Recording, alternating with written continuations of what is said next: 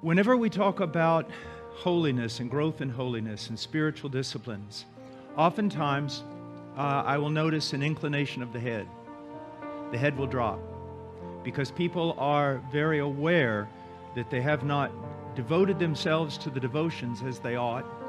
They have not grown as they ought, and that there's something lacking in them. They have, to some degree or some measure, they have failed.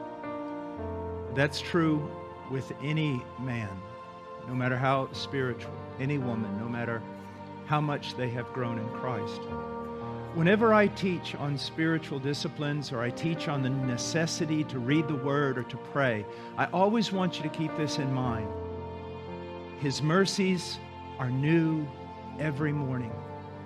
I have been walking with the Lord for getting close now to 35 years. That is my verse. That's my text. There's not enough paper in the world, not enough trees to cut down, to write down how many times I have failed the Lord, how many times I have gone astray. Mercies new every morning. You know, sometimes I've actually done things and sensed the forgiveness of God to such a degree that I almost felt like He was wrong. You can't do this. And He couldn't. It would be wrong for Him to forgive me as many times as He has forgiven me, except that Christ died in my place. What a wonderful thing to actually walk through a door where the love really is unconditional.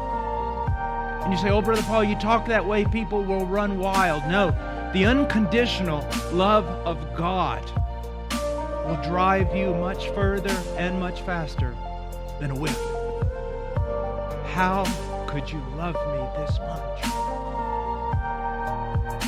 It's a mystery of the ages. How could you love me this way? And so, we talk about prayer. I know that you're thinking, man, my lack of devotion is evident. I don't pray as I ought. We talk about reading the Word. My lack of devotion, I don't read as I ought. But what I don't want you to do is I don't want you to sit there and dwell on the past. I want you to think about now. I want you to think about rising up now and seeking to obey God in His strength. And every time you fail, I want you to go back to the same thing. Christ died on Calvary so that His mercies might be new every morning. You see, here's one of the things the devil will always do, and how you can always tell his voice. When you sin, he will tell you, run away. Run away. And if you even think about not running away, you hypocrite.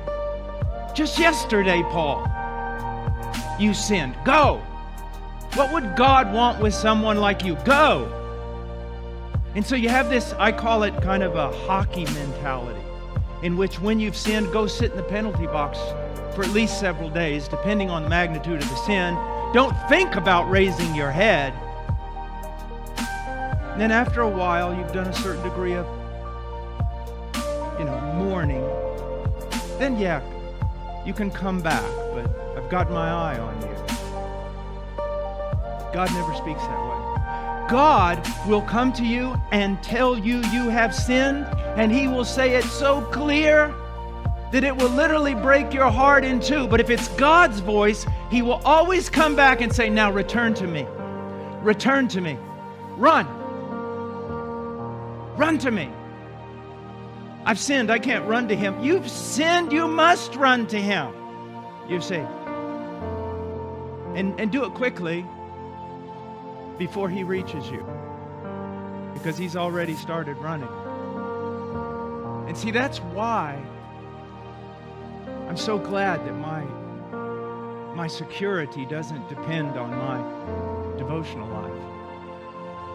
I'm so glad that my salvation doesn't depend on the most spiritual nanosecond I've ever had, because it would not be enough to save me, to keep me. But His blood, that'll do it.